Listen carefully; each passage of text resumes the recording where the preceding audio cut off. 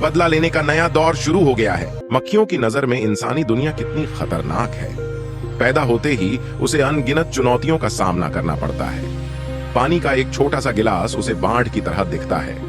उसके पैदा होने के कुछ समय बाद भी उसके पंख अभी तक नहीं फैले हैं, इसलिए वह केवल उतना ही दौड़ सकता है जितना वह दौड़ सकता है, और इसमें बाढ़ आने वाली है।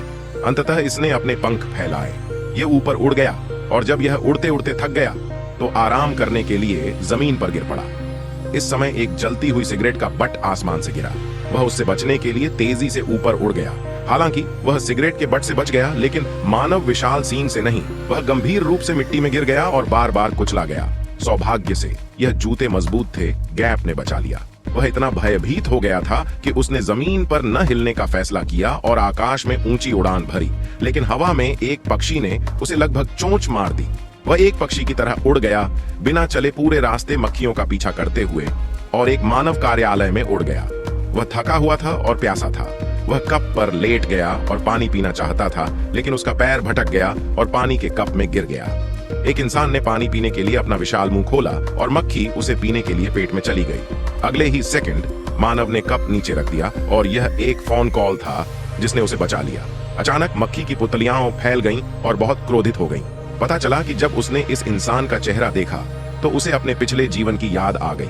अभी एक सप्ताह पहले वी एक खूबसूरत युवक था जिसकी एक सुंदर और सौम्य प्रेमिका जियाओया थी।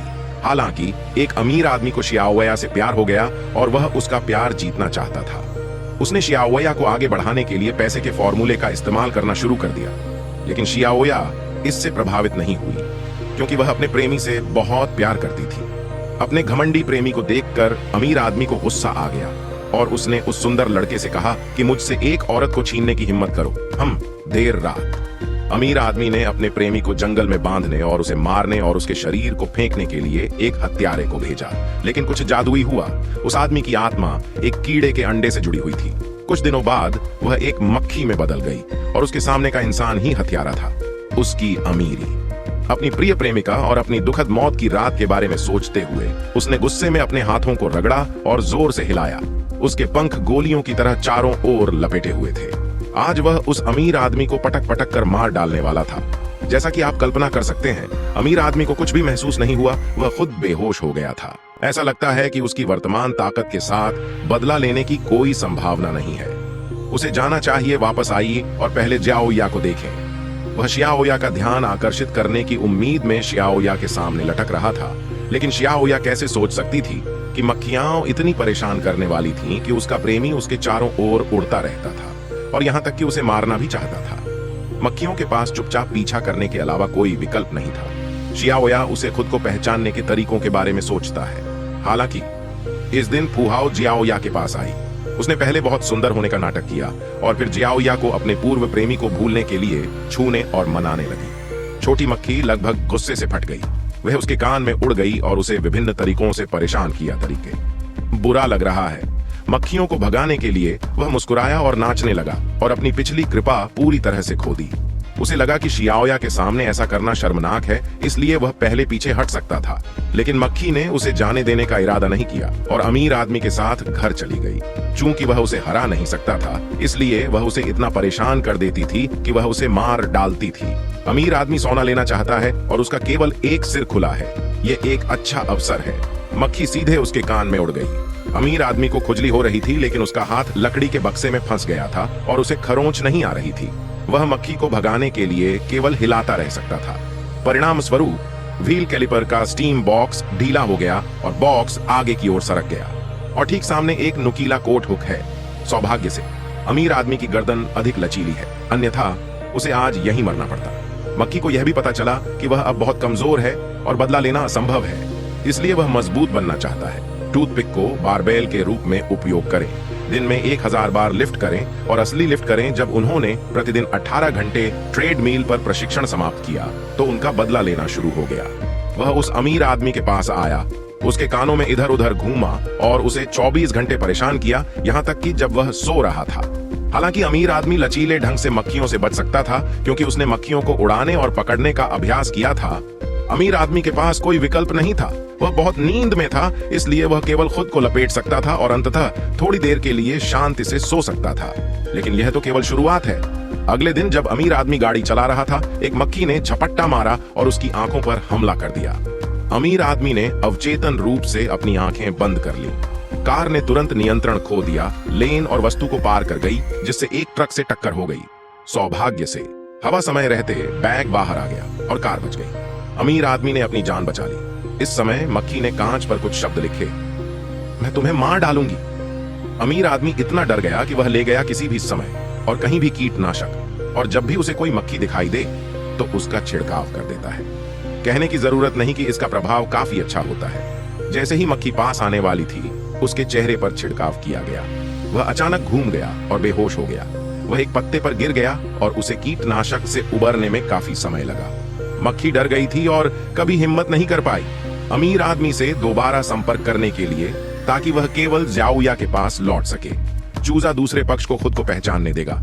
ज़्याओया उस दिन सूक्ष्म मूर्ति कला कर रही थी और अचानक उसे अपने मृत प्रेमी के बारे में याद आया और कुछ आंसू मेज पर गिर गए। जब मक्खी ने मौका देखा तो उसने कुछ शब्द लिखने के लिए अपने आंसुओं का उपयोग किया। ज़्याओया हैरान थी और पर उसी समय उसे एहसास हुआ कि मक्खी उसके सामने थी। यह उसका मृत प्रेमी था। उसने मक्खी से पूछा कि क्या वह किसी दुर्घटना में मर गया। मक्खी ने अपना सिर हिलाया और फिर अमीर आदमी की तस्वीर के पास उड़ गई। ज़्याओया ने बाहर निकाला एक आवर्धक कांच। मक्खी ने उसे इशारों से बताया कि अमीर आदमी ने उसे मार डाला और ज़्याओया ने सच्चाई व्यक्त करने का फैसला किया। बदला लेने में मक्खी की मदद करें। उन्होंने मक्खियों के लिए गैस मास्क बनाने के लिए माइक्रो कार्विंग तकनीक का उपयोग किया और तब से उन्हें कीटनाशकों से कोई डर नहीं था। बदला लेने का नया दौर शुरू हो गया है। जब वह काम कर रहा था तब उसने अमीर आदमी को परेशान किया और अमीर आदमी को बारबेल से लगभग मार डाला गया। उसने सिगरेट के बट को अमीर आदमी की नींद में धकेल दिया, जिससे उसकी रजाई में आग लग गई और अमीर आदमी लगभग जलकर मर गया। जब अमीर आदमी बाल कटवा रहा था तो मक्खियों ने नाई के काम में हस्तक्षेप किया और अमीर आदमी को लगभग मौत के घाट उतार दिया गया। यहाँ तक कि जब वह छत पर व्यापार के बारे में चर्चा कर रहा था तब भी उसे लगभग परेशान किया गया और वह लगभग गिरकर मर गया।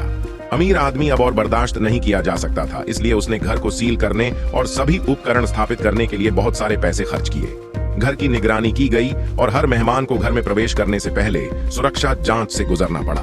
मक्खियां फिर से आ गईं दिन, लेकिन जैसे ही वे अंदर उड़ने वाले थे वे कांच से टकरा गए। काफी देर तक खोजने के बाद भी उन्हें अंदर जाने के लिए कोई जगह नहीं मिली। उसे एहसास हुआ कि अमीर आदमी ने घर सील कर दिया है, इसलिए वह मेहमानों के ऊपर लेट गया और अंदर घुसने की कोशिश की, लेकिन सुरक्षा जांच की अवरक्त किरणों से वह बाहर निकल गया। मक्खी के पास मदद के लिए ज़्याओया के पास जाने के अलावा कोई विकल्प नहीं था। ज़्याओया ने अमीर आदमी से मिलने आने का नाटक किया और जब सुरक्षा गार्ड ध्यान नहीं दे रहा था तो उसने चुपके से एक पेंच खोल दिया। एक मक्खी छोटे छेद से अंदर घुस गई। उसने अमीर आदमी की कमर को तब तक खरोंचने के लिए ज़्याओया द्वारा बनाए गए छोटे स्टील के पंजों का इस्तेमाल किया जब तक कि उसका खून नहीं निकल गया। अमीर आदमी ने तुरंत ज़्याओया को बाहर बुलाया। जैसे ही दरवाजा बंद हुआ उसने तुरंत अपनी कृपा खो दी और अंगरक्षक से मक्खियों को पकड़ने के लिए कहा। हालांकि मक्खियां उड़ गई हैं और घर को सील कर दिया गया है, इसलिए मक्खियां अभी भी उस पर हमला कर सकती हैं। अमीर आदमी पूरी तरह से पागल हो गया था। वह पूरे दिन मक्खियों के बारे में सोचता रहा, यहाँ तक कि उसने एक मक्खी के साथ अनुबंध पर हस्ताक्षर किए और 200 अरब के बड़े सौदे से जुड़ी एक बैठक में भाग लेने के दौरान उसने हेलमेट भी पहना।